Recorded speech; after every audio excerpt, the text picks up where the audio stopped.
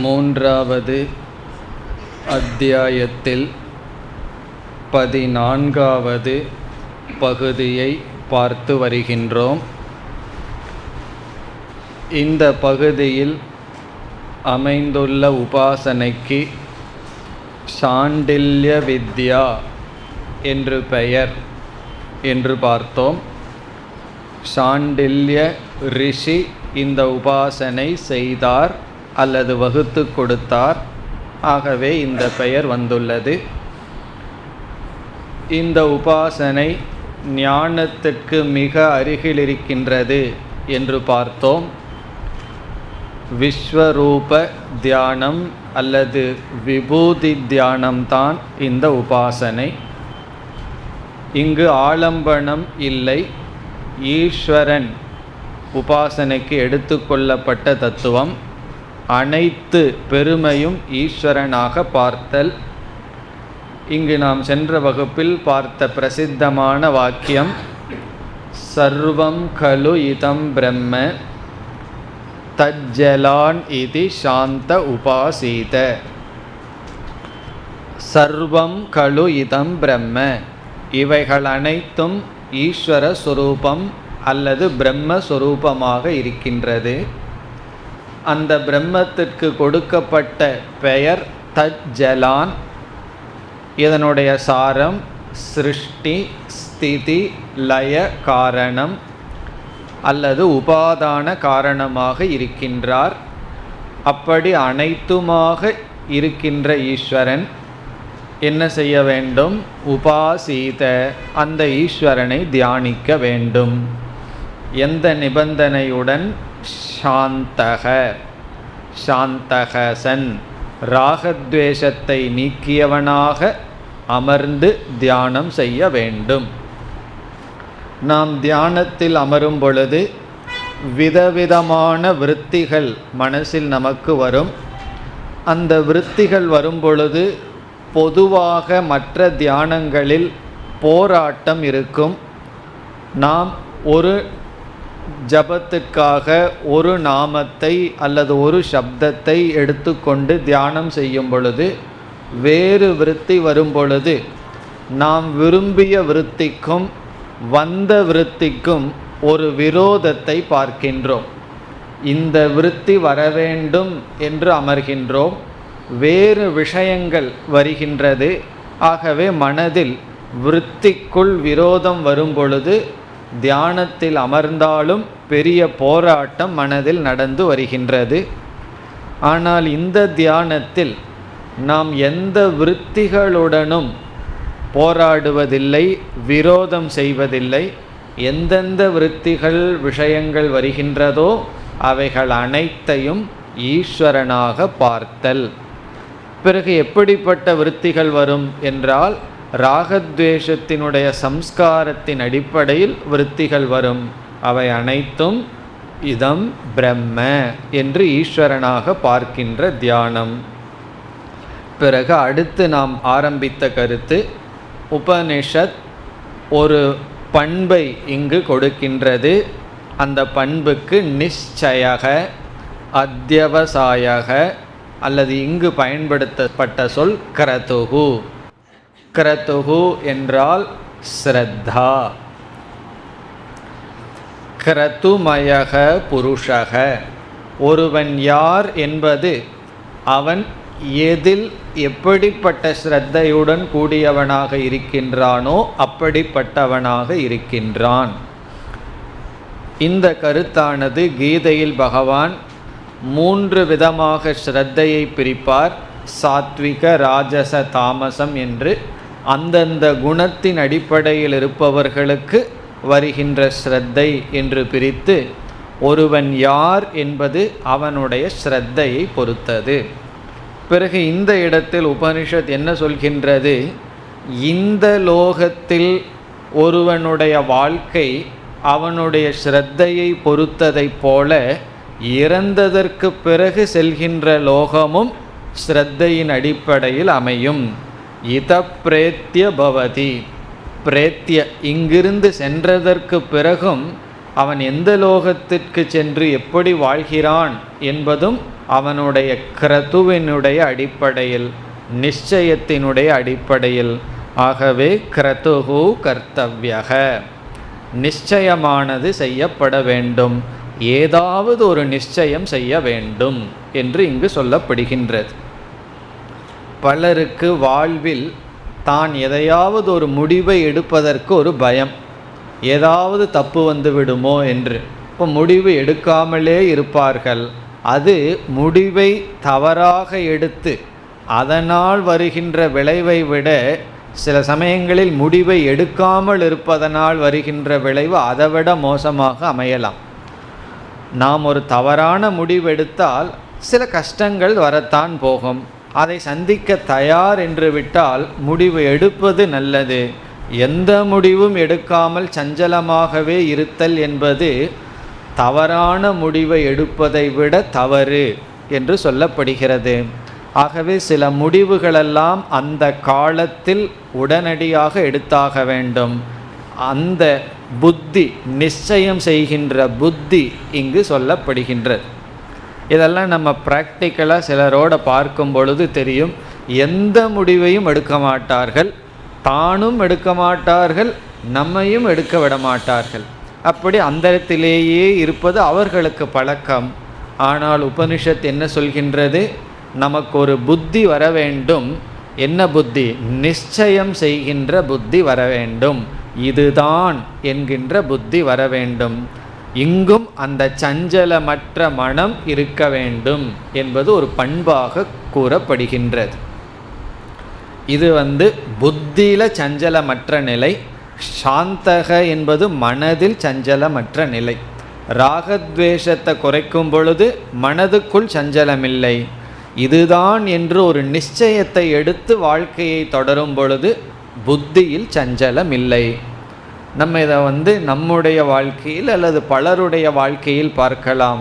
புத்தி நிச்சயம் இல்லாமலேயே பலர் வாழ்க்கையை கடத்துவார்கள். அது கூடாது என்பது இங்கு வேல்யூ. எதை செய்தாலும் ஒரு உறுதியுடன் செய்ய வேண்டும். மீறி மீறி போன என்ன ஆகும்? ராங் டிசிஷன் எடுத்திருப்போம். அதற்கான கஷ்டத்தை நம்ம அனுபவிக்க தயார் என்பது நல்லது. எதை காட்டிலும், எந்த டிசிஷனும் எடுக்காமல் இருப்பதை காட்டிலும் சில சமயங்களில் சில தவறான முடிவு எடுப்பதிலும் தவறில்லை. இதை புரிஞ்சுக்கணும். தப்பான முடிவு எடுத்தாலும் தப்பில்லை. எதை காட்டிலும் முடிவு எடுக்காமல் அதை என்ன சொல்வார்கள்? அவன் இழுத்துட்டே இருக்கின்றார் என்று சொல்வார்கள். அதற்கு பெஸ்ட் எக்ஸாம்பிள் என்னன்னா, ஒரு ப்ராஜெக்ட் கவர்மெண்ட்டில் ஆரம்பிச்சதுன்னு சொன்னால் அது என்ன ஆகும்? இழுத்துட்டே போகும். அங்கே ஒரு நிச்சயமே இருக்காது. அப்படி இருக்கக்கூடாது என்று நிச்சயம் செய்ய வேண்டிய புத்தி அடுத்த பண்பாக கூறப்பட்டுள்ளது. இனி நாம் அடுத்து இந்த பகுதியில் என்ன வருகின்றது என்றால், சர்வம் கழு இதம் பிரம்ம என்று சொல்லப்பட்டது. இவைகள் அனைத்தும் ஈஸ்வர ஸ்வரூபம் என்று சொல்லப்பட்டது. பகவான் கீதையில் 10வது அத்தியாயத்திலும் முதலில் என்ன சொன்னார்? அனைத்தும் என்னுடைய விபூதி என்று சொல்லி, பிறகு ஒரே ஒரு வார்த்தையில் எல்லாமே என்னுடைய பெருமை என்று சொன்னால் நமக்கு பகவானுடைய பெருமையை கிரகிக்க சில ஆலம்பனங்கள் தேவைப்படுகிறது, சில தத்துவங்கள், சில உதாகரணங்கள் தேவைப்படுகின்றது. ஆகவே முழு 10வது அத்தியாயத்தில் என்ன செய்தார்? சிலவற்றை எடுத்துக்கொண்டு இதில் நான் இதாக இருக்கின்றேன் என்றெல்லாம் கூறி வந்தார். அதேபோல் அனைத்தும் ஈஸ்வர ஸ்வரூபம் என்று சொன்ன உபனிஷத் இங்கு கீதையில் பகவான் சில விபூதியை சொன்னது போல் ஈஸ்வரனுக்கு சில லட்சணங்கள், சில குணங்கள் இனி சொல்லப்படுகின்றது. எல்லாமே ஈஸ்வரன்தான், சர்வம் இதம் பிரம்ம என்ற போதிலும் எப்படி அந்த பிரம்மத்தை பார்க்க வேண்டும் என்று சில விசேஷ குணங்கள் ஈஸ்வரனுக்கு இப்பொழுது நாம் பார்க்க போகின்றோம். இங்கு சொல்லப்பட்ட ஒவ்வொரு சொல்லினுடைய பொருளை இனி நாம் பார்க்கலாம். இப்பொழுது நாம் பார்ப்பதென்ன? ஈஸ்வர உபாசனையில் முதல் தியானம் எல்லாம் ஈஸ்வரன் என்று ராகத்வேஷத்தை நீக்கி ஈஸ்வரனை பார்த்தல். பிறகு அந்த ஈஸ்வரனுக்கு சில லட்சணங்கள் கொடுக்கப்படுகிறது. அந்த லட்சணங்களை நாம் மனதிற்குள் தியானத்தில் கொண்டு வர வேண்டும். இந்த சொற்கள் வரவில்லை என்றால் எதெல்லாம் வருதோ அதெல்லாம் ஈஸ்வரன். பிறகு இந்த சொற்களை எல்லாம் ஈஸ்வரன் சொரூபமாக கொண்டு வர வேண்டும். ஒவ்வொரு சொல்லாக எடுத்துக்கொள்வோம். முதல் சொல் ஈஸ்வரனுடைய சிறப்பு அம்சமாக சொல்லப்படுவது மனோமயக. மனோமயக இந்த வார்த்தை நமக்கு தெரிந்ததுதான். அன்னமயக, பிராணமயக, மனோமயக என்பது. இங்கு மனோமயக என்பதனுடைய பொருள் அனைத்து மனதையும் உடையவராக இருக்கின்றார். சமஷ்டி மன உபாதிகக. சமஷ்டி மன உபாதிகக என்றால் அனைத்து மனதையும் உடையவராக இருக்கின்றார். இதுதான் ரொம்ப முக்கியம். அதாவது நமக்கு ஒரு மனசு இருக்கு, ஒரு உடல் இருக்கு. ஈஸ்வரனுக்கு என்ன இருக்கு? நம்முடைய அனைத்து மனதும் பகவானுடைய மனம். ஆகவே இந்த உலகத்தில் நம்ம எவ்வளவோ மனங்களை சந்திக்கின்றோம். எவ்வளவோ மனசை சந்திக்கின்றோம்னா என்ன அர்த்தம்? யாரெல்லாம் நம்மோட பழகுகிறார்களோ, நம்மைய பற்றி என்ன நினைக்கிறார்களோ, அதெல்லாம் என்ன என்றால் அந்த மனதோடு நாம் வைக்கின்ற தொடர்பு. அப்பொழுது நமக்கு என்ன ஏற்படும்? மனச்சஞ்சலம் ஏற்படும். அந்த மனம் என்னை நிந்திக்கின்றது, அந்த மனம் என்னை ஸ்துதி செய்கிறது, அந்த மனம் என்னை நீக்குகின்றது. எல்லாத்த விட இது சம்சாரம்னா ரிஜெக்ஷன்.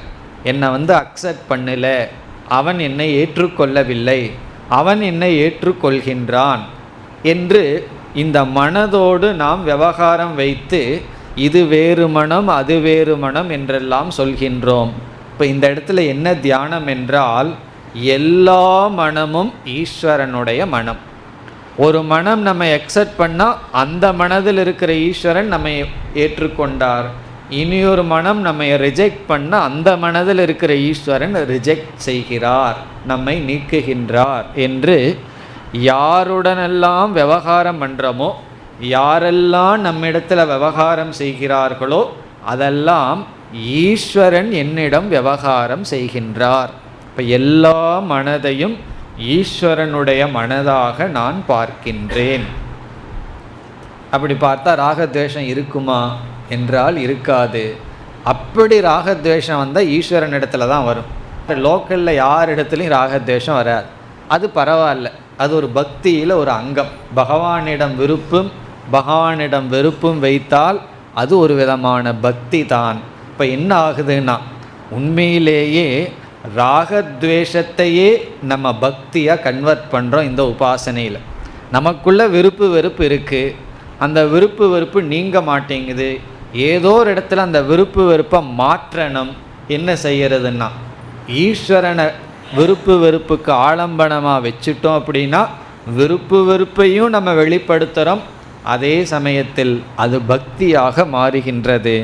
ஆகவே முதல் சொல் மனோமயக. நான் சந்திக்கின்ற அனைத்து மனதும் ஈஸ்வரனுடைய மனம் என்று தியானிக்க வேண்டும்.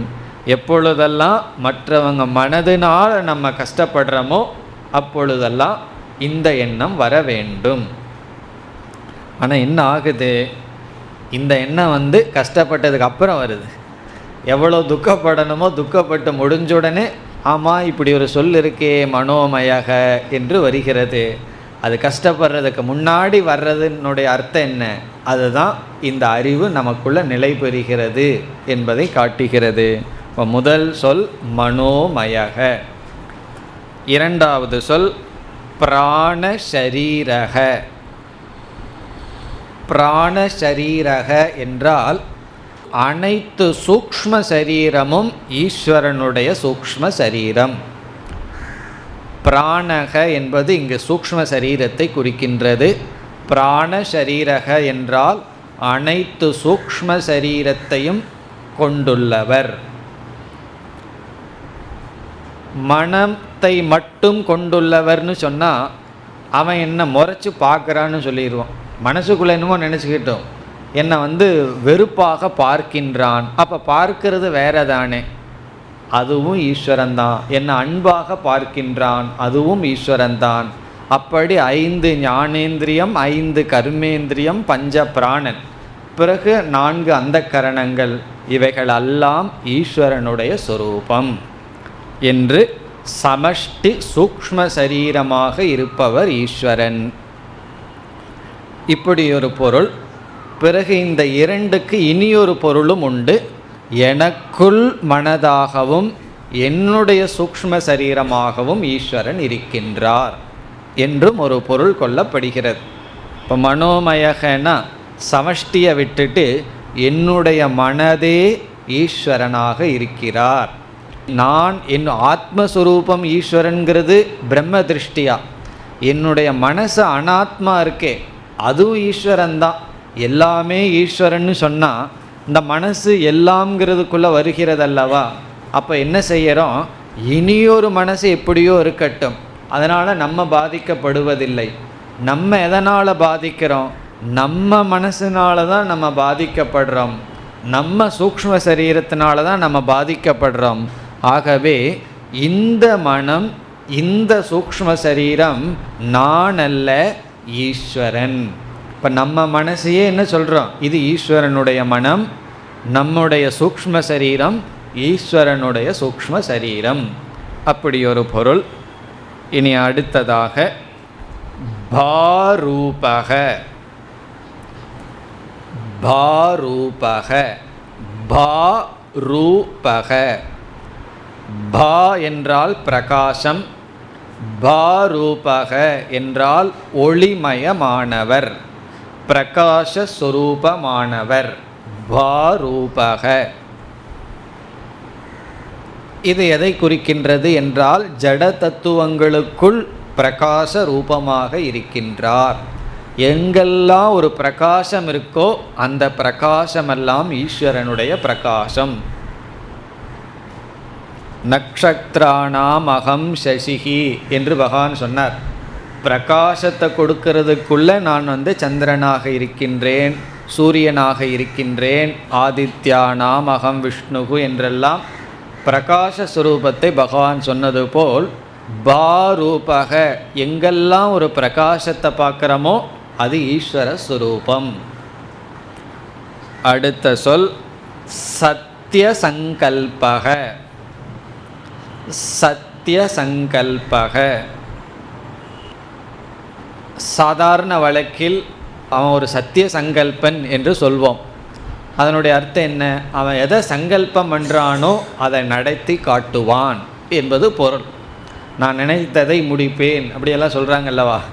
என்ன நினச்சானோ அதை நான் முடிச்சிருவேன், என்னை யாரும் உள்ள என்னுடைய ஆசைக்கு தடை போட முடியாதுன்னு சொல்வார்கள் சிலர். அப்படி ஈஸ்வரன் யார்னா சத்திய சங்கல்பக, அவருடைய சங்கல்பம் சத்தியமாகும். அப்படி நம்ம நினச்சா என்ன ஆகும்னா நம்ம சத்தியமான சங்கல்பம் நமக்கு கிடைக்கும், அல்லது எது நடக்குமோ அந்த சங்கல்பம் நமக்கு வரும். அப்படி எடுத்துக்கணும். நான் என்னென்னலாம் நினைக்கிறேனோ அதெல்லாம் நடக்கும்னு சொல்கிறத விட என்னெல்லாம் நடக்க போகுதோ அதை நான் நினைப்பேன்னு சொன்னால் எப்படி இருக்கும், அதுதான் பெஸ்ட். நான் நினைக்கிறது நடக்கும்னு சொல்கிறத விட எது நடக்க போகுமோ அதை நான் நினச்சேன்னா அதுதான் உண்மையான சத்திய சங்கல்பக. இப்போ பகவான்கிட்ட என்ன கேட்கணும்னா, என்ன நடக்க போகுதோ அது நடக்க வேண்டும்ங்கிற சங்கல்பத்தை எனக்கு கொடுன்னு கேட்டால் என்ன ஆயிரும், சத்திய சங்கல்பக. அப்படி பகவான் சத்திய சங்கல்பக. அடுத்தது ஆகாஷாத்மா. ஆகாஷ ஆத்மா, ஆகாசத்தை போன்ற சொரூபமானவர். உடனே அருவத்துக்கு போகுது. இப்படி இருந்த பகவான் ஆகாசத்தையே உடலாக உடையவர், ஆகாசத்தை போன்ற சொரூபத்தை உடையவர், எதிலும் படாதவர், அசங்கமானவர், எல்லாத்துக்குள்ளும் இருக்கின்றார், அதே சமயத்தில் எதிலும் படாமலும் இருக்கின்றார். ஆகாஷ ஆத்மா. இனி அடுத்த சொல் சர்வ கர்மா.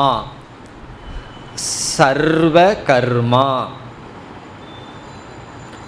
அனைத்து செயல்களையும் உடையவர். சர்வ கர்மா, எல்லா செயலும் அவர் செயல். இதை நம்ம சாதாரணமாக சொல்லிட்டு வர்றோம். எல்லாம் அவன் செயல் என்று எல்லா இடத்துலையும் எழுதியிருக்கு. எல்லாமே இறைவன் செயல், அவனின்றி ஓர் அணுவும் அசையாதுன்னு சொல்கிறோம். அதுதான் இந்த சொல் சர்வ கர்மா. இப்போ சாதாரணமாக பார்க்குறதெல்லாம் உபனிஷத்தினுடைய அர்த்தங்கள் தான். எல்லாம் அவன் செயல், அதுதான் இங்கு எல்லா செயலையும் அவர் உடையவர். இப்போ எந்தெந்த மோஷன், எந்தெந்த செயல் நடக்கின்றதோ அதெல்லாம் ஈஸ்வரனுடைய செயல். இப்போ இந்த இடத்துல நாம் எப்படி புரிந்து கொள்ள வேண்டும் என்றால், வேதாந்தத்துக்கு வர்றதுக்கு முன்னாடி அதர்மமெல்லாம் நம்ம ரொம்ப தாக்காது. நம்மளே அதர்மத்துக்குள்ளே இருந்துகிட்ருப்போம். சாஸ்திரத்துக்குள்ளே வந்தவுடன் ஒரு சாதகர்கள் சந்திக்கிற ஒரு பெரிய துக்கம் என்னவென்றால், அதர்மத்தை பொறுத்துக்கவே முடியாது. அதர்மத்தை அவர்களால் தாங்கிக் கொள்ள முடியாது. ஏன்னா இவர்கள் தர்மவானாகிவிட்ட காரணத்தினால் அதர்மத்தை ஏற்றுக்கொள்ள முடியாமல் துக்கப்படுவார்கள். கடைசி மிஞ்சினது துக்கம் தானே. தர்மத்தில் துக்கப்பட்டா என்ன, அதர்மத்தில் துக்கப்பட்டால் என்ன? அப்போ என்ன செய்யணும்? எல்லாம் ஈஸ்வரனுடைய செயல். அதனுடைய அர்த்தம் அதர்மத்தை நம்ம அனுமதிக்கிறோம், அதர்மத்தை தர்மம்னு சொல்கிறோம்னு அர்த்தம் கிடையாது. அதர்மத்தை அதர்மம்னு சொல்லிட்டு ஆனாலும் ஈஸ்வரனுடைய செயல். தர்மாதர்ம வசத்தில் இந்த உலகம் நடைபெற்று வருகிறதுன்னு அதர்மத்தை அக்செப்ட் பண்ணிக்கிறது, அதர்மத்தை ஏற்றுக்கொள்வது என்பது அதர்மத்தை சரின்னு சொல்வது அர்த்தம் கிடையாது. நீ எல்லா அதர்மத்தையும் அக்செப்ட் பண்ணிக்கன்னு சொன்னால் அப்போ நான் அதை சரின்னு ஏற்றுக்கொள்பவனா என்று பொருள் அல்ல. அதர்மத்தை அக்செப்ட் பண்ணுறதுங்கிறது அதர்மத்தினால நீ பாதிக்காதே, நீ அதர்மத்தில் இருக்காத, நீ அதர்மத்தினால பாதிக்கவும் படாதே. ஆகவே அனைத்து கர்மமும் ஈஸ்வரனுடைய செயல். இப்போ இந்த ஞானத்தில் நமக்கு என்ன கிடைக்கும்னா, அதர்மியாக இருப்பவன் மீது துவேஷம் வராது, அதர்மத்தை செஞ்சிட்ருப்பவங்களை பார்த்து நமக்கு துவேஷம் வராது. காரணம் என்ன? எல்லாமே ஈஸ்வரனுடைய செயல். இனி அடுத்தது சர்வ காமக. சர்வ காமக, எல்லா ஆசையுமாக ஈஸ்வரன் இருக்கின்றார். இப்போ என்ன ஆகும்? மனதில் எத்தனையோ ஆசை இருக்குது, நம்ம ஆசையோடு போராடிட்டுருக்கோம். இந்த ஆசை வேண்டாம், அப்படி ஒரு ஆசை உதிக்காத வரைக்கும் போராட்டம் கிடையாது. திடீர்னு ஒரு ஆசை உருவாயிடுது, எனக்கு இந்த ஆசையெல்லாம் வேண்டாம்னு, உடனே போராட்டம் வருது. இந்த இடத்துல என்ன கொண்டு வர்றோம்? எல்லா ஆசை ஸ்வரூபமாகவும் இருக்கின்றார். இதை பகவான் கீதையில் கொஞ்சம் ஃபில்ட்ரு பண்ணுறார். தர்மத்திற்கு முரண்படாத, தர்ம அவிருத்த காமகன்னு சொல்கிறார். ஆசைகளுக்குள் தர்மத்திற்கு முரண்படாத ஆசையாக நான் இருக்கின்றேன் என்று 7வது அத்தியாயத்தில் சொல்கிறார். அது இங்கு பொதுவாக சொல்லப்படுகிறது. அதனால்தான் இந்த இடத்தில் விளக்கம் எழுதுபவர் சர்வ காமக என்பதற்கு அவர் கொடுக்கிற, ஒரு ஆசிரியர் கொடுக்கிற அர்த்தம் சர்வ தர்மக என்று கொடுக்கின்றார். காமத்தை தர்மம்னு மொழிபெயர்க்கின்றார். எல்லா தர்மமாகவும் ஈஸ்வரன் இருக்கின்றார். இனி அடுத்த சொல் சர்வகந்தக. சர்வகந்தக, பகவான் 10வது அத்தியாயத்தில் சுகந்தியாக நான் இருக்கேன்னு சொல்லியிருக்கார் கீதையில். கந்தங்களில் நல்ல கந்தமாக இருக்கேங்கிறார். ஆனால் இங்கு உபனிஷத் எல்லா கந்தமும் ஈஸ்வரனுடைய கந்தம், வாசனை. கந்தகன வாசனை, அனைத்து வாசனையாக நான் இருக்கின்றேன். நமக்கு நம்முடைய மனித சரீரத்தினுடைய மூக்குக்கு சில வாசனை பிடிக்காமல் இருக்கலாம், ஆனால் அதுலேயே மூக்குக்கு மூக்கு மாறுபடும். இந்த மீன்காரி உதாரணம் சொல்லுவார்கள், ராமகிருஷ்ணர் சொல்லுவார், இந்த மீன் வித்துட்ருக்கிறவளுக்கு மல்லிகைப்பூ பக்கத்தில் வச்சா தூக்கம் வராதான். காரணம் என்ன? அது துர்கந்தம் அவளுக்கு. அந்த மீன் வாசனை இருந்தால் தான் தூக்கம் வரும். அதே போல் ரயில்வே ஸ்டேஷனு பக்கம் இருந்தவங்களுக்கு அது ஒரு ஸ்மெல் வரும். அந்த ஸ்மெல் இருந்தால் தான் அவர்களுக்கு தூக்கம் வரும். நல்ல இடத்துல போய் இருந்தால் தூக்கம் வராது. இப்படி ஒவ்வொரு வாசனை மாறுபட்டுட்டே இருக்கும். எல்லா கந்தமுமாக நான் இருக்கின்றேன். அடுத்தது சர்வ ரசக,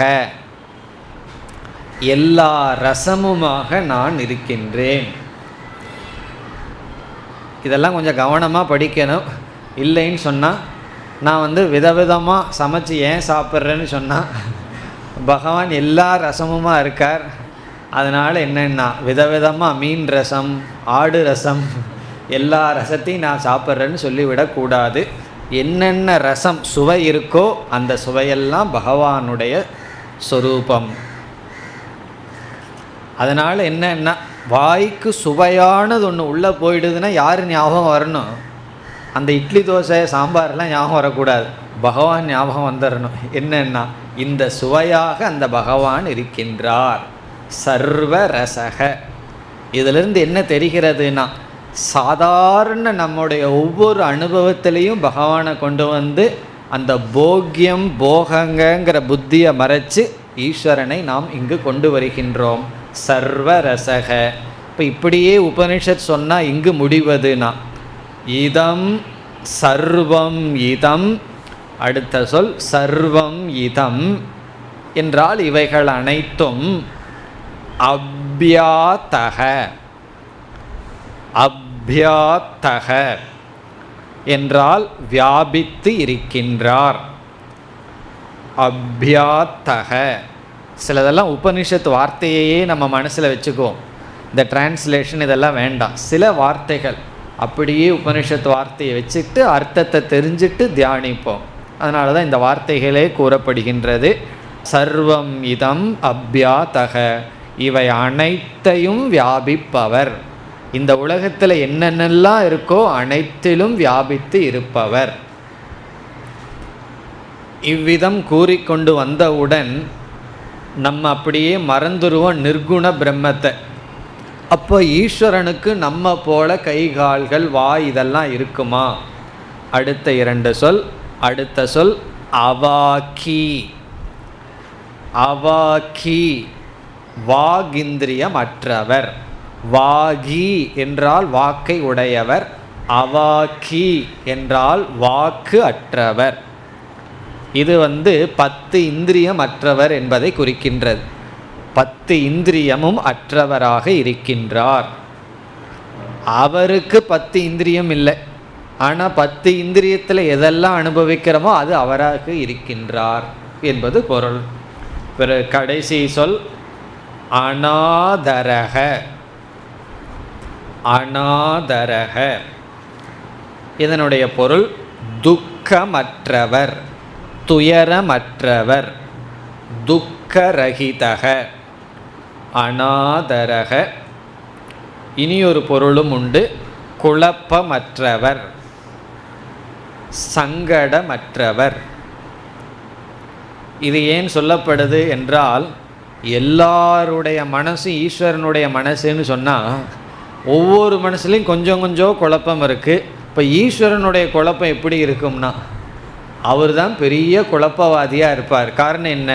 எல்லா குழப்பங்களும் அவருடைய குழப்பமாக இருக்கும். அப்போ உலகத்திலேயே பெரிய கன்ஃபியூஸ்டு பர்சன் யாருன்னா பகவான் தான். காரணம் என்ன? நம்ம எல்லா கன்ஃபியூஷன் எல்லா துக்கமும் சேர்ந்து அவர்கிட்ட பெரிய துக்கியாக இருப்பார். அப்படி இல்லை, அவர் துக்கமற்றவர். இவ்விதம் இந்த சொற்களையெல்லாம் ஈஸ்வரனுடைய சிறப்பு அம்சமாக நாம் தியானிக்க வேண்டும்.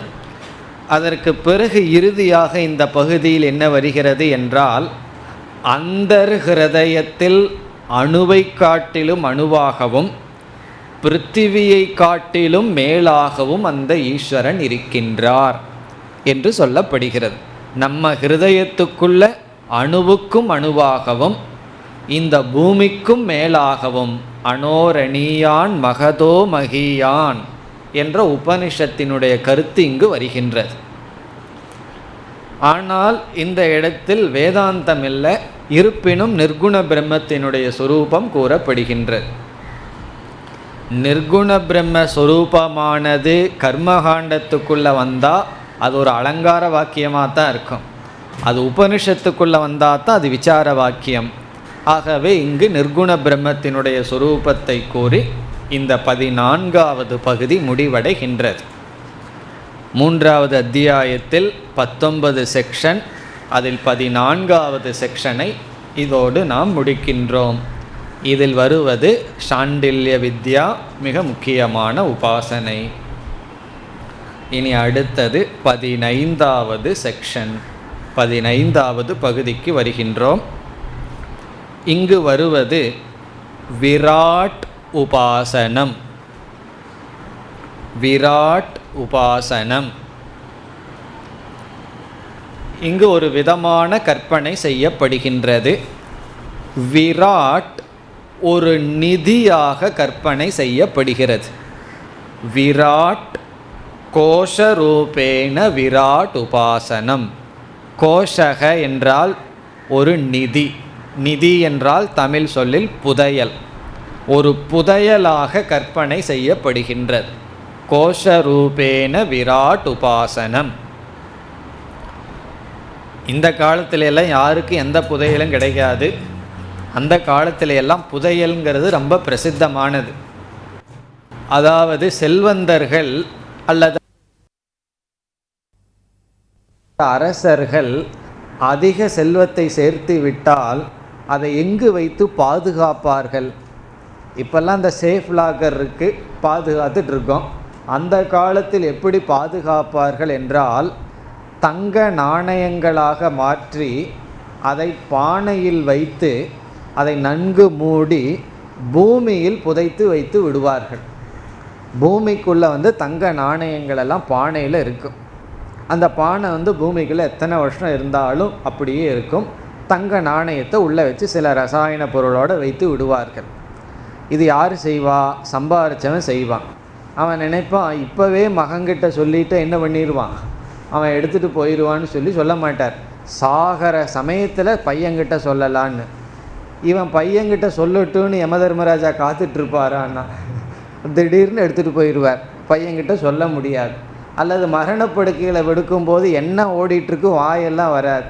அது நம்ம 6வது அத்தியாயத்தில் பார்க்க போவோம். எப்படி ஒருவன் சாக போகிறான்னு பார்க்க போகிறோம். எந்தெந்த இந்திரியங்களெல்லாம் ஸ்டெப் பை ஸ்டெப்பாக உள்ளே போகுதுன்னு அந்த விசாரமும் பார்க்க போகிறோம். அப்போ உள்ள விருத்தி இருக்கும். பையனை பார்க்கும்போது தங்க பானையை நினச்சிட்டு இருப்பார், வாய் வராது.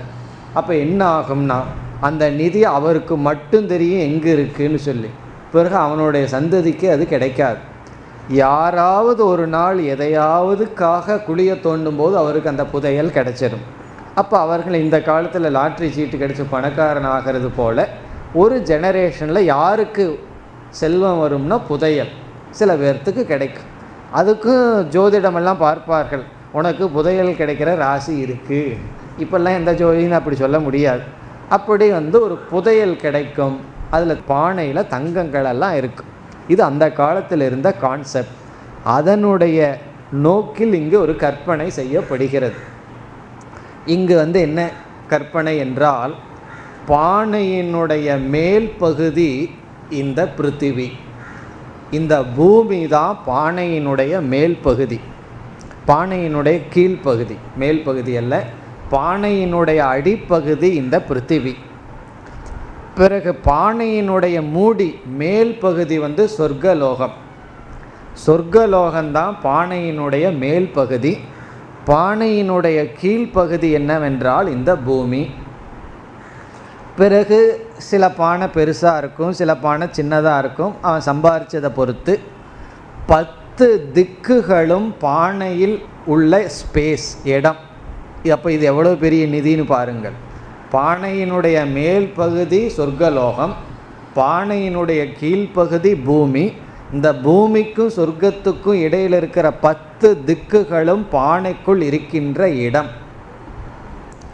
பிறகு இந்த 10 திக்குகளுக்குள்ள என்னென்னலாம் படைக்கப்பட்டிருக்கிறதோ அவைகள் அனைத்தும் நிதி.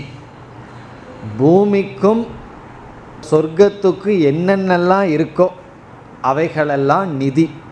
என்னென்னலாம் இருக்கோ அத்தனை தங்க காசுகளாம். அப்போ என்னென்னா, நம்ம எல்லாம் தங்க காசுகள் தான், நம்மெல்லாம் இருக்கிறோமே, நம்மக்கிட்ட என்னென்னலாம் இருக்கோ அவைகளெல்லாம் நிதியாம். பிறகு என்ன சொல்லப்படுகிறது, இந்த நிதி தான் விராட்.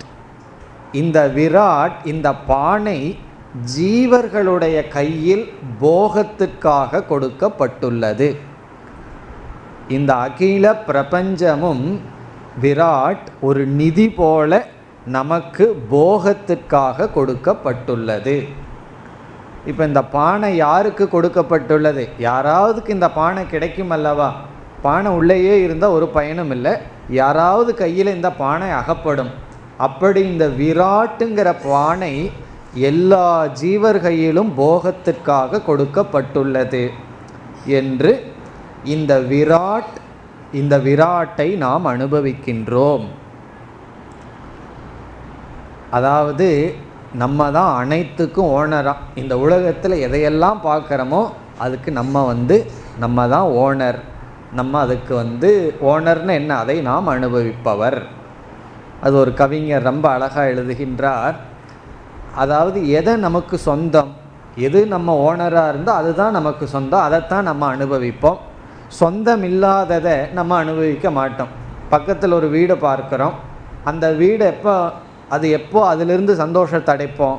அதற்கு நான் ஓனருங்கிற புத்தி இருந்து, அதற்கு நான் தலைவனாக இருந்தால் தான் அதிலிருந்து ஒரு சுகம் நமக்கு கிடைக்கும். அப்போ அந்த கவிஞர் சொல்கிறார், இந்த இயற்கை காட்சியை பார்க்குறேன், ஹிமாலயத்தை பார்த்து நான் ஆனந்தத்தை அடைகிறேன், பறவைகளினுடைய சப்தத்தை நான் அனுபவிக்கிறேன், இப்போ அதுக்கு நான் ஓனர் தானே. இவைகளையெல்லாம் நான் சந்தோஷமாக அனுபவிக்கும் பொழுது நான் யார்னா இவைகளுக்கெல்லாம் நான் தான் ஓனர் அப்படின்னு சொல்கிறார். இவைகளெல்லாம் என்னுடையது தான். எப்பொழுது? இவைகளை நான் பார்த்து ரசித்து இன்பம் உறும் பொழுது. அப்படி இல்லைன்னா, நம்மிடமே இருந்து அதனால் இன்பத்தை அடையலைன்னா நம்ம ஓனரும் கிடையாது, அல்லது அது நம்மிடம் இருந்தும் நம்மது அல்ல. இப்போ இந்த உபாசனை என்ன என்றால், இந்த அகில பிரபஞ்சமுமே நமக்கு கொடுக்கப்பட்டுள்ள நிதி. இப்போ இந்த இயற்கையே நமக்கு கொடுக்கப்பட்டுள்ள நிதி, அதை நாம் நன்கு அனுபவிக்க வேண்டும். இதெல்லாம் என்னன்னா, சந்நியாசத்துக்கு முன்னாடி இதெல்லாம் எல்லாத்தையும் நான் தான் அனுபவிக்க வேண்டும், எல்லாம் எனக்கு கொடுக்கப்பட்டுள்ள நிதி. இதோடு 15வது பகுதி முடிவடைகிறது. இனி 16, 17 இந்த 2 செக்ஷன்.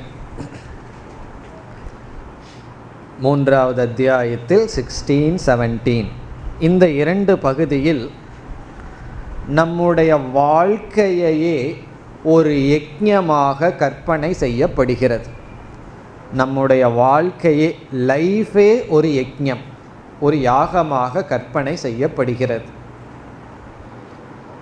புருஷஸ்ய யஜ்ஞ கல்பனா.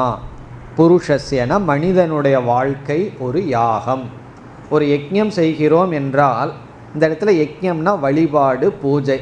வாழ்க்கையே ஒரு யஜ்ஞமாக, ஒரு பெரிய யஜ்ஞத்தை ஆரம்பித்தோம்னா காலையில் ஆரம்பித்து சாயந்தரத்து வரைக்கும் அல்லது 2 நாள் ஒரு யாகம் போகும். அந்த யாகம் நம்முடைய வாழ்க்கையாக கற்பனை செய்யப்படுகிறது. இதில் பூஜை 3 காலங்களில் செய்யப்படும். பிராதஸ் சவனம். சவனம் என்றால் பிரேயர். அந்த யஜ்ஞம் 3ஆக பிரிக்கப்படும். காலையில் செய்கிற பிரேயர் யஜ்ஞம், அதை பிராதஸ் சவனம். சவனம் என்றால் பூஜா, பிரேயர். பிராதஸ் சவனம்னா காலை பூஜை. மாத்யந்தின சவனம். மாத்யந்தின சவனம்னா மதியம் செய்கின்ற பூஜை. சாயம் மாலையில் செய்கின்ற பூஜை. இப்போ பிராதஸ் சவனம், மாத்யந்தின சவனம், சாயங்காலத்தில் சாயம் என்று சொன்னாலே சாயங்கால செய்கிற பூஜையாம்.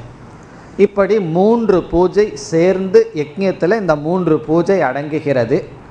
இது நம்முடைய வாழ்க்கைக்கு எதற்கு ஒப்பிடப்படுகிறது என்றால், இந்த இடத்துல உபனிஷத் ஒரு மனிதனுக்கு 116 வருடம் ஆயுளாக சொல்லப்படுகிறது. 116 வருஷம் மனுஷனுக்கு ஆயுளாம். வேறு இடத்துல உபனிஷத்து சதம் 100ன்னு சொல்லும், இந்த இடத்துல 116. அந்த 116 வரைக்கும் யாரும் போக போகிறதில்லை. பொதுவாக 116ன்னு சொல்லப்படுகிறது. அதில் முதல் 24 வருடம், முதல் பகுதி 116 உபனிஷத் 3ஆக பிரிக்குது. ஃபஸ்ட்டு 24 இயர்ஸ், 24 வயது வரைக்கும் ஒரு பகுதி. அதற்கு பிறகு 44 வருடம், 24லிருந்து 44 வருடம், இப்போ 68 வயது, 25லிருந்து 68வது வயது வரை இரண்டாவது பகுதி. பிறகு 68வது வயதிலிருந்து மறுபடி ஒரு 48 வருடம், 116 கடைசி. இப்போ 24 + 44 + 48 இப்படி வாழ்க்கையை பிரிக்கிறது. அது ஏன் இப்படி பிரிச்சதுன்னெல்லாம் இங்கே கேள்வி கேட்டுட்டு இருக்கக்கூடாது. இப்படி பிரிச்சிருக்கு, அவ்வளவுதான். 24, 44, 48. இப்போ என்ன சொல்லப்படுகிறது, ஒருவன் 24 வயது வரைக்கும் ஒழுக்கமாக வாழ்ந்துட்டான்னு சொன்னால் அதுவே பிராத சவணம், அவன் காலை செய்கின்ற பூஜை. இப்போ காலையில் செய்கிற பூஜை என்னென்னா, உனக்கு 24 வயது வரைக்கும் நீ உயிரோடு இருக்கிறதே பகவானுக்கு செய்கிற பூஜையாம். இப்போ என்னென்னா, உன் உயிரை ஒழுங்காக காப்பாற்றுன்னு அர்த்தம். இதுவும் கூட ஒரு விதமான உபதேசம். சூசைடெல்லாம் பண்ணிக்காதே, என்ன கஷ்டம் வந்தாலும் 24 வயது வரைக்கும் ஒருவன் வாழ்கிற லைஃபே மார்னிங் பூஜா. காலையில் எழுந்திரிச்சு பூஜை பண்ணுறதுனுடைய அர்த்தம் என்னென்னா, நீ 24 வயசு வாழ்ந்துட்டியா, நீ காலை பூஜையை செய்து விட்டாய். 68 வயசு வரைக்கும் நீ வாழ்ந்து விட்டாயா, மாத்தியந்தின பூஜை ஓவர், மதியம் பூஜையை நீ செய்து விட்டாய். அதுக்கப்புறம் எவ்வளோ நாள் இருக்குல்ல அவ்வளோ நாள் சாயம் பூஜை நடந்துகிட்ருக்கு. கண்டிப்பாக 116 வரைக்கும் நம்ம போக போகிறது கிடையாது. அப்போது இங்கே என்ன சொல்லப்படுகிறது, வெரி லைஃபே பூஜை தானா. நீ மூச்சுட்டுருக்கிறதே பகவானுக்கு செய்கின்ற பூஜை. இது ஒரு விதமான கம்பேரிசன். 3 நேரம் செய்கிற பூஜைங்கிறது 3 விதமாக காலத்தை பிரித்து அந்தந்த காலத்தில் வாழ்கிறது, நீ அந்தந்த பூஜை செய்து கொண்டு இருக்கின்றாய். இதெல்லாம் உபனிஷத் எதற்கு நம்ம ப்ரிப்பேர் பண்ணுதுன்னா, வேதாந்தத்துக்கு வரும்போது இந்த பூஜை கீஜையெல்லாம் பண்ணிட்டு இந்த சிரவண மனனத்துக்காக காலத்தை நீ கொடுக்காமல் இருக்காதே. காரணம் என்ன, உன் வாழ்க்கையே பூஜை தான் என்று அப்படியே நம்ம ஷிஃப்ட் பண்ணுது. இல்லைன்னா அந்த கர்மகாண்டத்தில் இருக்கிற புத்தி அவ்வளோ சுலபமாக போகாது. நான் இன்றைக்கி வேதாந்த கிளாஸுக்கு வரல, காரணம் என்னன்னா பிரதோஷம் இருக்குது, அது இருக்குது, இது இருக்குதுன்னு சில பேர் என்ன சொல்வார்கள். நான் பார்த்துருக்கேன், ஃபஸ்ட்டில் சில பேர் பிரதோஷம் அதுன்னு கிளாஸுக்கு வர மாட்டார்கள். பிறகு 1 வருஷம் 2 வருஷத்துக்கு அப்புறம் ஆன உடனே என்னாச்சு, கிளாஸுக்கு வர்ற நேரம் பிரதோஷம் இருந்தால் கிளாஸுக்கு வர்றது, அதை விட்டுறது. இப்படி ஒரு முன்னேற்றம் வருது. அதை விடணும்னா அதுக்கு ஒரு தைரியம் வேணும். அந்த தைரியத்தை மறைமுக உபனிஷத் நமக்கு கொடுக்கின்றது. காரணம் என்னன்னா, வாழ்க்கையே ஒரு யஜ்ஞமாக கற்பனை செய்யப்பட்டு இந்த ஜீவிதமே ஒரு பூஜை. இனி அடுத்தது என்ன என்றால், யஜ்ஞத்தில் தீக்ஷா என்ற ஒரு அங்கம் இருக்கும். யஜ்ஞத்தில் தீக்ஷை என்ற ஒரு அங்கம். அதாவது இந்த யஜ்ஞம் முடிகிற வரைக்கும் யஜ்ஞசாலை விட்டு வெளியே போக மாட்டேன், இந்த மாதிரி உணவில் இருப்பேன், விரதம் இருப்பேன்னு சொல்லி இந்த கையில் கட்டிக்குவார்கள். இந்த மஞ்சள் கையில் கங்கணம் கட்டுறதுன்னெல்லாம் சொல்லுவார்கள். அதாவது விரதம், அந்த யஜ்ஞ காலத்தில் அனுஷ்டிக்கக்கூடிய சில விசேஷ விரதங்களுக்கு தீக்ஷா என்று பெயர். அந்த யஜ்ஞம் முடிகிற வரைக்கும் பழம் சாப்பிட்ருப்பேன், பால் சாப்பிடுவேன், அல்லது வெளியூர் போக மாட்டேன், இப்படி எத்தனையோ விரதங்கள் அந்த யஜ்ஞத்தினுடைய காலகட்டம் நியமத்தை பொறுத்து. அந்த தீக்ஷை என்ன என்றால், வாழ்க்கையில் வருகின்ற துயரங்கள், நம்ம வாழ்க்கைக்கு என்னென்ன கஷ்டம் வருதோ அதெல்லாம் யஜ்ஞத்தினுடைய தீக்ஷை. தபஸ் அல்லது துக்கம், வாழ்க்கையில் வர்ற பெயின், என்னென்ன கஷ்டத்தை அனுபவிக்கிறோமோ அதெல்லாம் அந்த யஜ்ஞ பூஜையினுடைய தீக்ஷை. தலை வலிக்குதா, பல்லு வலிக்குதா, எல்லாம் என்னென்னா யஜ்ஞத்தினுடைய தீக்ஷை. சில பேர்த்துக்கு ரொம்ப நேரம் வழுதுன்னா ரொம்ப தீட்சை எடுத்திருப்பார்கள்னு அர்த்தம். ரொம்ப நாள் தலைவலி, ரொம்ப கஷ்டம் வந்திருக்கு வாழ்க்கையிலினா கொஞ்சம் தீட்சை அதிகமாக எடுப்பார்கள். வயதாக மறுபடி நோய் வருதுன்னா கொஞ்சம் தீட்சை அதிகமாக இருக்குதுன்னு அர்த்தம். சில பேர்த்துக்கு அந்த கஷ்டம் இல்லைன்னா தீட்சை குறைவு. இனி 3வது தக்ஷிணா. யஜ்ஞத்துக்கு ரொம்ப முக்கியம் என்ன, தட்சிணை. தட்சிணை இல்லாத யஜ்ஞம் கிடையாது. அந்த தட்சிணை என்ன என்றால், நல்ல பண்புகள், சத்குணக, நல்ல கேரக்டர் தான் தட்சிணையாம். இந்த யாகமெல்லாம் பண்ணுறது அவ்வளோ சுலபம் இல்லை. சாதாரண யாகம் பண்ணுறது சுலபம், இந்த யாகம் கஷ்டம். காரணம் என்ன? வர்ற கஷ்டத்தையெல்லாம் தீட்சையாக எடுத்துக்கணும். பிறகு நல்ல பண்புகளெல்லாம் தட்சிணை, என்னென்ன குணங்கள் நமக்கு இருக்கோ அவைகளெல்லாம் தட்சிணையாக கருதப்படுகிறது. பிறகு எந்த யஜ்ஞமுமே கடைசியில் ஒரு பூர்த்தி செய்யப்படும். இப்போ யஜ்ஞத்தினுடைய பூர்த்தி முடிவு மரணம். நம்ம என்னைக்கு சாகரமோ அதுதான் யஜ்ஞத்தினுடைய பூர்த்திகி. யஜ்ஞத்தினுடைய முடிவு என்னன்னா நம்முடைய மரணம். ஸ்தானம் என்று சொல்வார்கள். ஸ்தானம்னு சொன்னால் யஜ்ஞத்தினுடைய முடிவு. அது என்னன்னா நம்மளுடைய மரணம். நம்ம மரணம் அடையும் போது பூஜை முடியுது. அப்போ வாழ்க்கையை எப்படி பார்க்கணும்? சாஸ்திரம் எப்படி நம்ம பார்க்க சொல்லுது? எல்லாம் எப்படி பார்த்துட்ருக்கார்கள்? ஏதோ போகம் இருக்கிற வரைக்கும் அனுபவிப்போம், கடன் வாங்கி நெய்ய குடிப்போம், இருக்கிற வரைக்கும் அனுபவிச்சுட்டு போகலாம்னு தோணும். பட் வாழ்க்கையே ஒரு பூஜையாக பார்த்து, யாகமாக பார்த்து, இவ்வளவு நாள் உயிரோடு இருக்கிறதுங்கிறது என்னுடைய கால பூஜை, அதில் வர்ற துயரமெல்லாம் இந்த யஜ்ஞத்துக்காக நான் எடுத்துக்கொண்ட விரதங்கள். அதனால் குறை சொல்லக்கூடாது. விரதத்தை எடுத்துகிட்டு குறை சொல்ல மாட்டார்கள். இப்போ வர்ற கஷ்டமெல்லாம் விரதங்கள். பிறகு என்னுடைய நல்ல குணங்களெல்லாம் நான் இந்த யஜ்ஞத்துக்கு கொடுக்குற தட்சிணை. அதாவது நமக்கு நல்ல குணம் இருந்தால் சொசைட்டிக்கு அதுதான் பெஸ்ட்டு சர்வீஸ். ரொம்ப பேர்த்துக்கு சோசியல் சர்வீஸ் பண்ணணும்னு ஆசை வந்துடும், செய்வார்கள். ஆனால் அவர்களிடத்தில் யாரும் போகவே முடியாது, நெருங்கவே முடியாது. அந்த அகங்காரம், அந்த கஷ்டம், அந்த கோபம், பொறாமை எல்லாம் இருக்கும். அவங்க என்ன சோஷியல் சர்வீஸ் பண்ணிக்கிறார்கள்? பெஸ்ட்டு சோஷியல் சர்வீஸ் என்னென்னா, நம்மக்கிட்ட ஒரு நல்ல குணத்தை அடைஞ்சிட்டோம்னா அதுதான் சமுதாயத்துக்கு கொடுக்குற பெஸ்ட்டு சர்வீஸ். அதுதான் இங்கு சொல்லப்படுகிறது. நீ இந்த யஜ்ஞத்துக்கு கொடுக்குற தட்சிணை என்னன்னா உன்னிடத்தில் இருக்கிற நல்ல பண்புகள். பிறகு எப்போ முடியும்னா உன் மரணம்தான் பூஜையினுடைய முடிவு. இதோடு இந்த பகுதி முடிவடைகிறது. இனி 18, 19 கடைசி 2 செக்ஷன். இதில் பிரம்ம தத்துவமானது, ஈஸ்வரனானது மனதிலும் ஆகாசத்திலும் சூரியனிடத்திலும் தியானிக்கப்படுகின்றது. பிரம்ம ஈஸ்வரன் மனதிலும் ஆகாசத்திலும் ஆதித்யனிடத்திலும் தியானிக்கப்படுகிறது.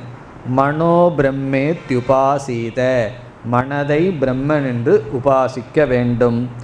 ஆகாசத் பிரம்மனாக சூரியனை ஆதித்யக பிரம்ம இத்யுபாசீத, ஆதித்யனை பிரம்மனாக உபாசிக்க வேண்டும் என்று. இங்கே பிரம்ம என்றால் சகுண பிரம்மன் ஈஸ்வரன். ஈஸ்வரனை இந்த 3 ஆலம்பங்களிலும் பார்த்த. ஏன்னா மனோமயகன்னு சொல்லப்பட்டது. உடனே அந்த மனதுக்கு முக்கியத்துவம் கொடுத்து அந்த மனதே ஈஸ்வரனாக பார்த்தல். இப்போ எதை நம்ம பகைவனாக நினச்சிட்ருக்கிறோமோ அதையே பகவானாக மாற்றிடுறோம். அதுதான் உபனிஷத்தினுடைய தந்திரம். அதாவது சொல்லுவார்கள், குரங்கை நினச்சிட்டு மருந்தை சாப்பிடாதன்னு சொன்னால் இந்த மருந்தை சாப்பிட்றதுக்கு ஒரு நியமம். குரங்கு ஞாபகம் வந்தால் சாப்பிடாதன்னு சொன்னால் இந்த மருந்தை சாப்பிட முடியுமா? அப்போது நெகட்டிவாக இருந்தால் ரொம்ப கஷ்டம். பாசிட்டிவாக இருந்ததுன்னு வச்சுக்கோமே, நீ குரங்கை நினச்சிட்டு இந்த மருந்தை குடினா ரொம்ப சுலபம். உன்னை நினைக்காம இதை பண்ணுன்னா கஷ்டம், உன்னை நினச்சிட்டு இதை பண்ணுன்னா சுலபம். அப்படி இதை செய்யாதீன்னா தான் கஷ்டம், செய்யினா சுலபம். அப்படி மனதையே நாசம் பண்ணுறது யோகிகளுடைய வேலை. மனதே இல்லாமல் பண்ணிடலாம். இங்கே மனதை ஈஸ்வரனாக மாற்று, ஈஸ்வரனாக பார். அப்படி மனதுங்கிற தன்மையை போய் ஈஸ்வரனாவது தான் இந்த உபாசனைகளினுடைய சாரம். இத்துடன் 3வது அத்தியாயம் முடிவடைகின்றது.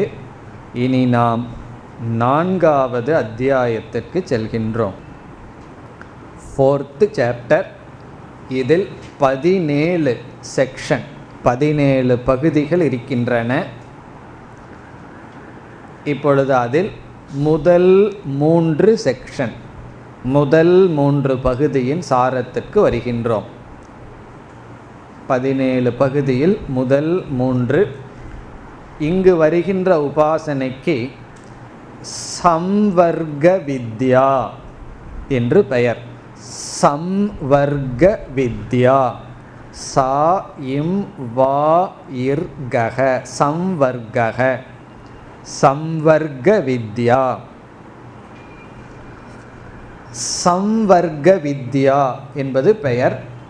சம்வர்கக என்றால் அனைத்தையும் அழிப்பவர்,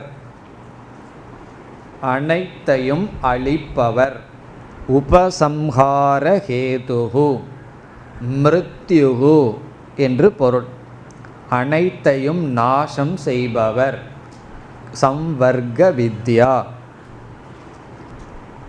அதாவது விஸ்வரூப தர்சனத்தில் 11வது அத்தியாயத்தில் நாம் ஒரு கருத்தை பார்த்திருக்கின்றோம். அர்ஜுனன் பகவானுடைய சிருஷ்டி தத்துவம் ஸ்திதி தத்துவத்தை பார்க்கும்போது மகிழ்ச்சியாக பார்த்தான், ஆச்சரியத்துடன் பார்த்தான். அதே பகவான் உபசம்ஹார கர்த்தா, அனைத்தையும் அழிப்பவர் என்று பார்க்கும் பொழுது பயம் கொண்டான். உடனே பகவானிடம் கேட்டான், ஆக்யாகிமே பவான், நீங்கள் யார், உங்களுடைய தத்துவத்தை கூறுங்கள். பகவான் பதில் சொன்னார், காலோஸ்மி லோக க்ஷயக்ருத் பிரவருத்தக, இந்த உலகத்தை அழிக்கும் காலமாக இருக்கின்றேன்னு சொன்னார். அப்படி கீதையில் படிப்படியாக பகவான் எடுத்து சென்றார். பகவானே அனைத்தையும் அழிப்பவர், அழிக்கின்ற தத்துவம் மிருத்யு தத்துவம், அதையும் நம்ம அசிமுலேட் பண்ணணும், அதையும் நாம் எடுத்துக்கொள்ள வேண்டும், ஜீர்ணிக்க வேண்டும். ஆகவே இந்த உபாசனை என்னவென்றால், எல்லாத்துக்கும் ஈஸ்வரன் கல்யாண குணத்தை உடையவர், நல்லதையே பார்த்துட்டு இருந்தோம். இந்த இடத்தில் அனைத்தையும் சம்ஹாரம் செய்பவர் என்று பார்க்கின்றோம்.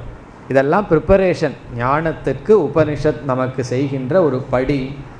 அதையையும் நாம் ஏற்றுக்கொள்வோம். பர்த்டேவை சந்தோஷமாக ஏற்றுக்கிறோம், டெத்து டேவை ஏற்றுக்கொள்ள மாட்டேங்கிறோம். காரணம் என்னன்னா, ஒரு 2 காயினில் ஒரு பகுதி சுவைக்குது, இனி ஒரு பகுதியை பார்க்க மாட்டேங்கிறோம். அப்படி ஒரு காயின் இருந்தால் 2 பகுதி. அதே போல் வாழ்க்கையில் பிறப்பு இறப்பு, இறப்புங்கிற வார்த்தையே கேட்குறது கஷ்டமாக இருக்குது. இவ்வளோ நேரம் நல்லா இருந்தது கிளாஸ், இப்போ திடீர்னு அமங்கலம் ஆயிடுதுன்னு உடனே நமக்கு மனசில் தோன்றும். அதுவும் ஈஸ்வர ஸ்வரூபம் என்பதுதான் இங்கு வருகின்ற உபாசனை. இப்போ இந்த உபாசனையில் ஹிரண்ய கர்ப்பன் தேவதையாக எடுத்துக்கொள்ளப்படுகின்றது. ஹிரண்ய கர்ப்பந்தான் தேவதை. அந்த தேவதை 2ஆக பிரிக்கப்படுகின்றது. வாயு ரூபமாக சமஷ்டி வாயு வியஷ்டி வாயு. சமஷ்டி வாயு வியஷ்டி வாயு. இந்த சமஷ்டி வாயு சமஷ்டிய நாசம் செய்கிறது. வியஷ்டி வாயு பிராணன் நம்முடைய உடலை, அனைத்து இந்திரியங்களுடைய சக்தியை கடைசியில் வாங்கிட்டு இந்த உடலிலிருந்து செல்கிறது என்று இங்கு ஒரு விதமான பிராண உபாசனை. பிராண தத்துவம் அனைத்தையும் அளிக்கின்றது என்பதுதான். இதற்கு இங்கு ஒரு கதையும் வருகின்றது. இது ஒரு பிரசித்தமான கதை. இந்த இடத்துல வருகின்ற கதை, ஜானஸ்ருதிகி என்று ஒரு அரசர். ஜானஸ்ருதிகி அந்த அரசர் பேர்.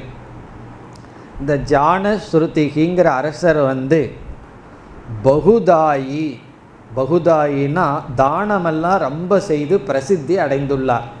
ரொம்ப தானம் பண்ணி அந்த நாட்டையே செழிப்பாக வைத்துள்ளார். ரொம்ப நல்ல ஆட்சி செய்து தான தர்மங்களெல்லாம் செய்து கர்மத்தில் ஈடுபட்டு நல்லா இருந்தாராம். அப்படிப்பட்ட அரசர் ஒரு நாள் டெரஸில் நின்றுட்டுருக்கார், மொட்டை மாடியில் நின்றுட்டுருக்கார். சில அன்ன பறவைகளெல்லாம் பறந்து போகிறது. அப்பொழுது ஒரு பறவை சொல்லுது, இந்த ஜானஸ்ருதி பக்கம் போகாதே, அவருடைய தேஜஸில் நம்ம எரிஞ்சிருவோம், ஏன்னா அவ்வளவு தூரம் தர்மம் பண்ணி புண்ணியத்தை வச்சுருக்காருன்னு சொல்லுது ஒரு பறவை. இந்த ராஜா அதை கேட்டுட்ருக்கார். உடனே இனி ஒரு பறவை சொல்லுது, ரைக்குவன்கிற உபாசகனை விடவா அவர் ஒரு பெரிய தேஜஸ்வின்னு சொல்லுது. ரைக்குவகன்னு ஒரு பெரிய உபாசகர், அவரை விடவா இந்த ராஜா பெரிய ஆள் அப்படின்னு ஒரு பறவை சொல்லுது. அந்த சொல்கிற பறவைக்கு பேர் பல்லாக்ஷக. பல்லாக்ஷகங்கிறது ஒரு பறவையினுடைய பெயர். பறவைன்னா அன்ன பறவை. அது என்ன சொல்லுது, அந்த ரைக்குவ மகரிஷியை விடவா, அந்த உபாசகனை விடவா இந்த ராஜா பெரியாள்னு சொன்ன உடனே சொல்லிட்டு பறவை பாட்டுக்கு பறந்து போயிடுது. உடனே ராஜாவுக்கு என்னாச்சு, இந்த நாட்டிலேயே நம்ம தான் தானம் பண்ணி தேஜஸ்வியாக இருக்கோம், நமக்கு மேலே உபாசனை பண்ணி யார் அந்த தேஜஸ்வி, இந்த ரைக்குவன்கிறது யார், அதை கண்டுபிடிக்கணும்னு கண்டுபிடிக்கிறார். அவர் ஒரு கட்ட வண்டிக்கு கீழே படுத்துட்ருக்கார், ஒரு இளம் உபாசகர். அவர் யார் உபாசகர்னா இந்த சம்வர்க்க வித்தியை பண்ணுற உபாசகர். அதனால் அவருக்கு என்னென்னா உடம்புல அவ்வளவு தேஜஸ், அவ்வளவு சக்தி. ரொம்ப ஏழ்மையில் ஒரு வெறும் வண்டிக்கு கீழே படுத்திருக்காராம். கதை பெருசாக போகுது. ராஜா போய் அவருக்கு எதோ கொடுக்குறார். கொடுத்து எனக்கு அந்த உபாசனையை சொல்லி கொடு, நானும் அந்த ஞானத்தை அடையணும்னு சொல்கிறார். கடைசியில் அக்ரிமெண்ட் என்னன்னு சொன்னால், உன்னுடைய மகளை எனக்கு கொடுத்தா தான் நான் அந்த உபாசனையை சொல்லுவேன்னு சொல்லி, பிறகு தன்னுடைய மகளை அந்த உபாசகனுக்கு திருமணம் செய்து வைக்கிறார். அந்த உபாசனையை ரைக்குவரிடமிருந்து இவர் வாங்கி கொள்கின்றார். அந்த உபாசனை தான், ரைக்குவர் உபதேசம் பண்ண உபாசனை தான் சம்வர்க்க வித்யா என்று பிராண வித்யா. இப்போ இதனுடைய அர்த்தம் என்னென்னா, உபாசகர்களுக்கு வைராக்கியம் இருக்கணுங்கிற அவசியம் கிடையாது, ஞானிக்கு தான் வைராக்கியம் இருக்கும். இந்த ராஜா தன்னுடைய ஒரு ஏழை ஒருவனுக்கு, ஒரு உபாசகனுக்கு தன்னுடைய மகளை கொடுத்தாவது அந்த உபாசனா ஞானத்தை அடையணும்னு அடைகின்றான். இந்த உபாசனையெல்லாம் மோட்சம் கிடையாது. இந்த உபாசனை ஒரு உபாசனை, அந்த உபாசனைக்கு பெயர் சம்வர்க்க வித்யா என்று இந்த கதை மூலமாக நமக்கு கிடைக்கிற கருத்து என்னன்னு சொன்னால், இந்த உபாசனையும் கூட அவ்வளவு சுலபமாக அடைய முடியாது. எந்த ஒரு வித்தியை அடையணும்னா அதுக்கு தட்சிணை கொடுக்கணும். ரெண்டாவது கருத்து கர்மியை விட உபாசகன் தேஜஸ்வி. ஒரு ராஜாவாக இருந்து எவ்வளவு தானம் பண்ணாலும் உபாசகனுடைய தபஸ் அதை விட உயர்ந்தது என்று உபாசனா ஸ்துதி செய்து இந்த உபாசனை இத்துடன் முடிவடைகிறது. இனி அடுத்த உபாசனையை அடுத்த வகுப்பில் பார்ப்போம். ஓம் பூர்ணமத பூர்ணமிதம் பூர்ணாத் பூர்ணமுதச்யதே பூர்ணஸ்ய பூர்ணமாதாய பூர்ணமேவாவசிஷ்யதே. ஓம் சாந்தி சாந்தி சாந்தி.